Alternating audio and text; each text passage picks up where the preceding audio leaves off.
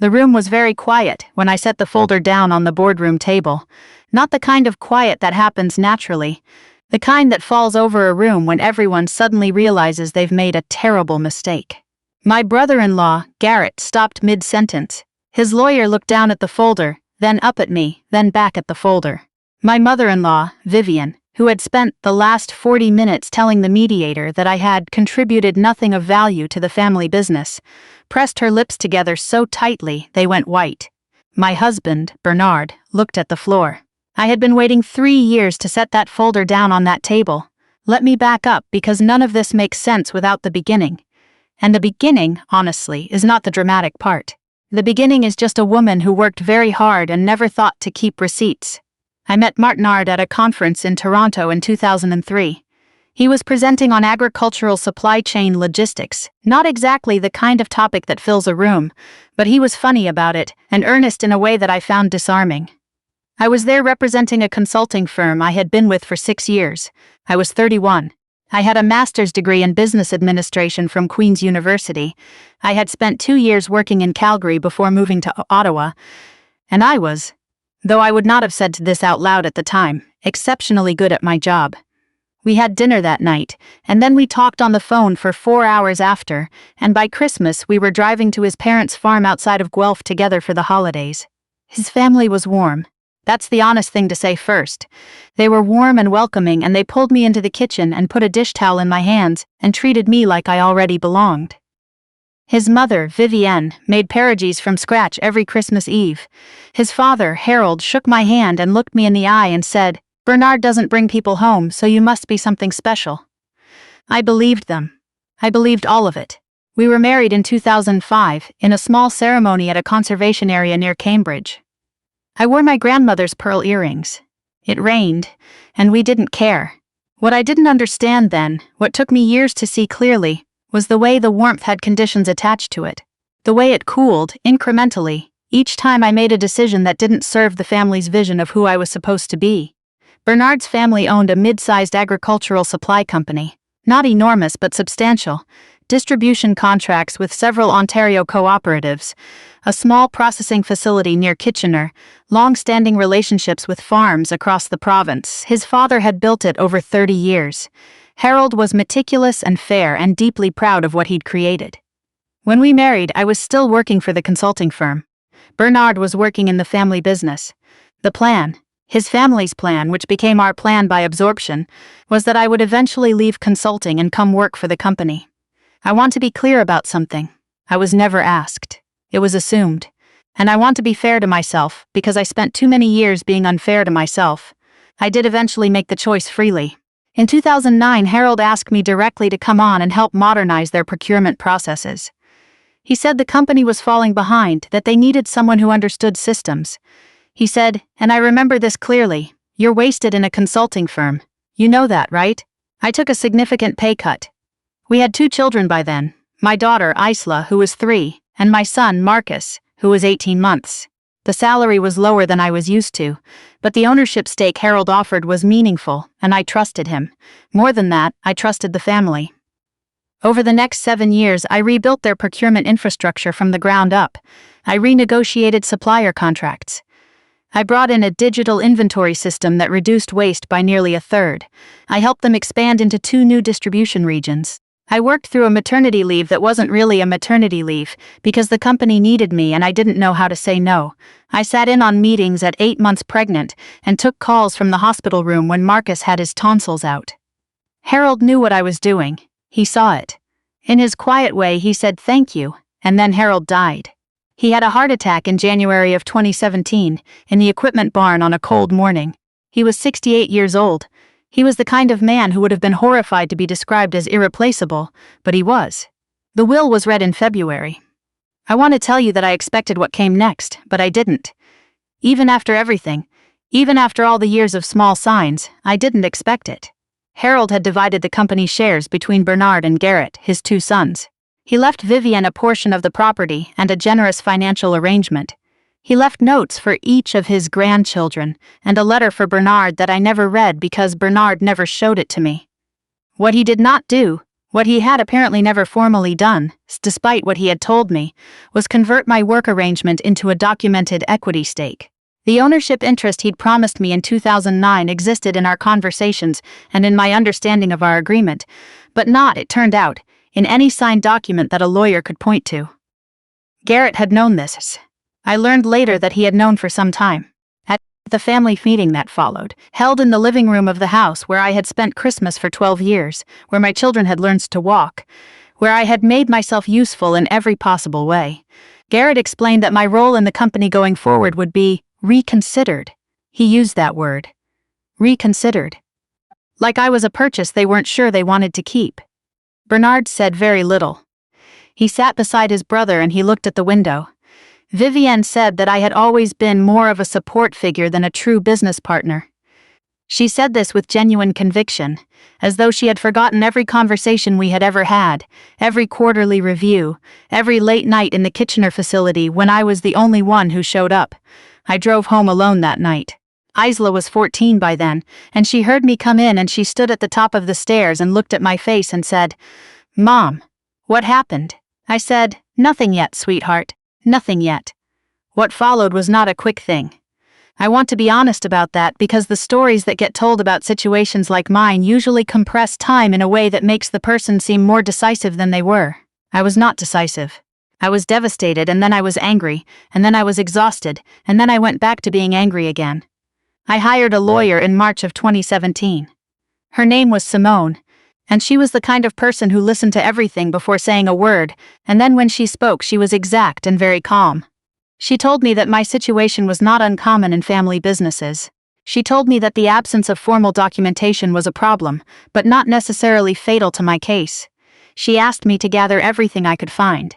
That last part turned out to be important. I am, by nature, a person who keeps things. Bernard used to tease me about it. The accordion files in the basement, the external hard drives organized by year. He found it mildly eccentric. He did not know, as the months unfolded, that it was going to matter very much. I spent 4 months organizing. Emails going back to 2009, meeting minutes I had taken and distributed. Hundreds of them, with my name on every one. Performance reviews Harold had written for the board. Supplier contracts with my signature. A letter Harold had sent me in 2013, after we landed a particularly difficult distribution deal. Handwritten. On the company letterhead he kept in his desk.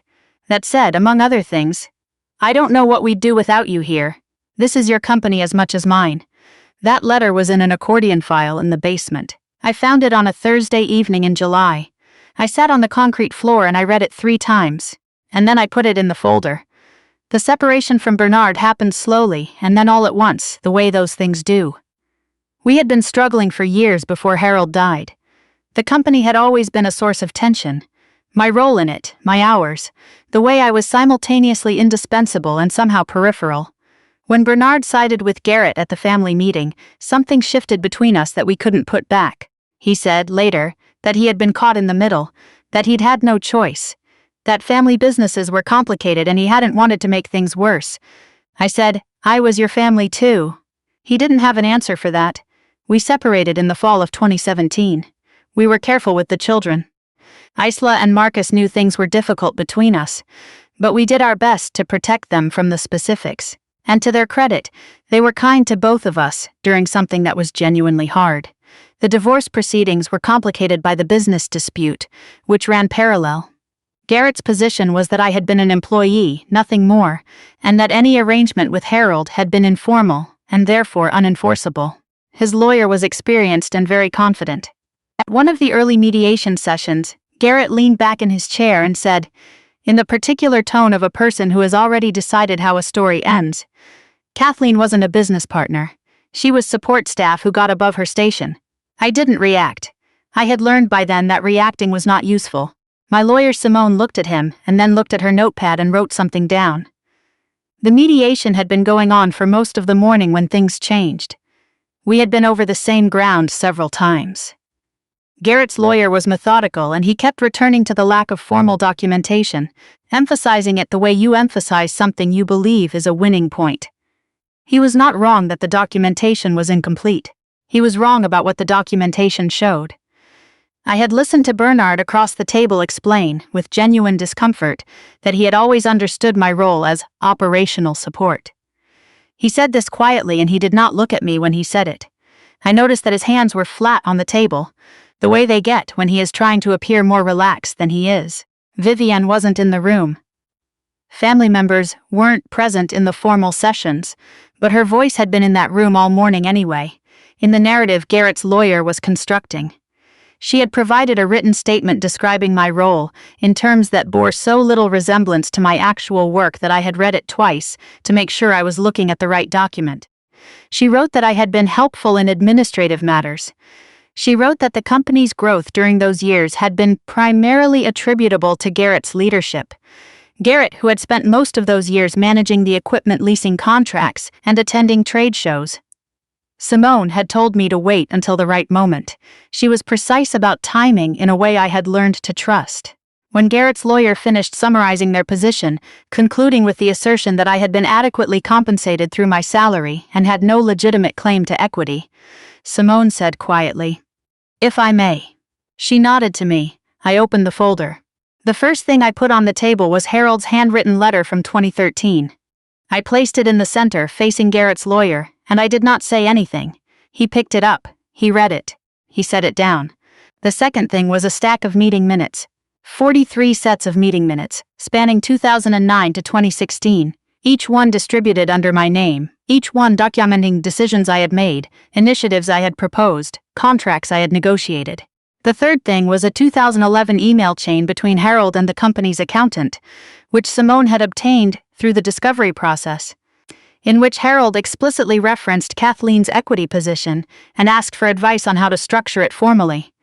The accountant had recommended a shareholder agreement. Harold had replied that he would get to it after Q3. He never got to it, but the email was there. Garrett looked at his lawyer. His lawyer looked at the email, and then Garrett's lawyer said very quietly, "I need a moment with my client." The moment stretched into 15 minutes. Simone and I sat in a small waiting area with bad lighting and a coffee machine that produced something approximately coffee adjacent, and she said, "You did well in there." I said, "It's not over." She said, "No, but it's different now." She was right. It was different. The settlement negotiation that followed took another 4 months, and I won't pretend it was simple or painless because it wasn't. There were offers that felt insulting and counteroffers that felt impossible, and a period in November when I thought seriously about walking away and letting the courts decide. Simone advised against it. She said we had a strong position and that patience was a form of strategy. I thought about Harold's letter a lot during those months. I thought about him writing it at his desk in the farmhouse, in his careful handwriting on a cold winter evening, with no idea that it would sit in an accordion file in my basement for a decade, and then change the outcome of something he never could have anticipated. I thought about how he would have felt about all of it. The family fractured, the company contested, Bernard sitting across from me at a mediation table. I think he would have been heartbroken. I think he would also, if he were honest, have recognized his part in creating the conditions for it. He trusted that the people he loved would behave well. He trusted that handshakes would hold. He was not wrong about my character, but he was optimistic about everyone else's. In December we reached a settlement. I will not disclose the specific terms because some of them are confidential, but I will say that it was fair. It recognized what I had built. It recognized the years. I walked out of Simone's office on a Thursday afternoon in December, and I stood on the sidewalk in downtown Guelph, and I looked up at a sky that was doing that particular thing Canadian winter skies do, flat white, enormous, pressing down on everything, and I felt something I hadn't felt in a long time. Not happiness exactly, not yet, more like standing upright. Isla is 18 now. She's starting at Western University in September, taking business and economics, which she chose entirely on her own, and which I am trying not to read too much into. Marcus is 15 and has very little interest in business, which is also fine. They both know in broad strokes what happened. Isla knows more than Marcus. She has asked good questions and I have tried to give her honest answers. She asked me once, maybe a year after everything was settled, why I hadn't fought harder earlier. Why I'd waited so long to push back. I thought about it for a while before I answered. I said, I think I spent a long time believing that if I just worked hard enough, the people who mattered would see it. I thought doing the work was enough. And for a long time with Harold it was. She said, "But not after." I said, "Not after." She was quiet for a moment, and then she said, "That's not your fault, you know. That's theirs." She is 18 years old, my daughter Isla, and she is already smarter about certain things than I was at 40. Bernard and I co-parent adequately. It is not warm and it is not cold. We are two people who once loved each other, and now share children and a history, and a city that is not quite big enough to fully avoid each other. He remarried last year. I heard this from Marcus, who told me in the straightforward way teenagers sometimes have with difficult information. I said, "I hope he's happy." And I meant it. I genuinely meant it. I am not unhappy. That is something I have had to learn to say without a defensive edge to it. I am not unhappy. My life is mine in a way it wasn't for a long time. I consult now privately with small and mid-sized agricultural businesses. I pick my clients carefully.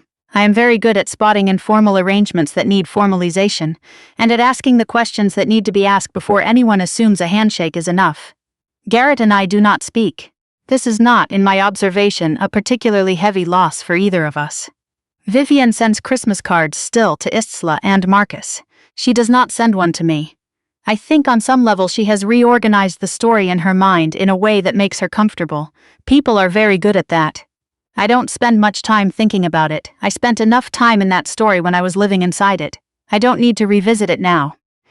What I do think about sometimes is the folder. The accordion files in the basement that Bernard thought were eccentric. The external hard drives organized by year. The habit of documentation that I had developed in consulting and never dropped. Not even when the company felt like family. Not even when I thought it might be rude to keep such careful records of the people I trusted. I think about Harold's letter, the handwriting, the company letterhead, the specific line he chose to write. "This is your company as much as mine."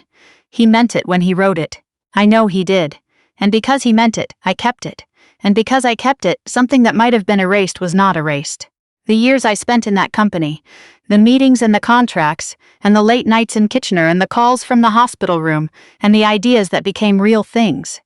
Those years existed whether or not anyone in that mediation room wanted to acknowledge them. I knew they existed. I had always known. Sometimes the work of standing up for yourself is not loud. It doesn't happen in a speech or a confrontation. It happens in a folder on a table, in a room gone quiet, in the moment when the other side picks up a letter and reads it and understands, finally, that the story they've been telling is not the only story there is. I have never needed anyone to clap for what I built. I only ever needed them to stop pretending I didn't build it.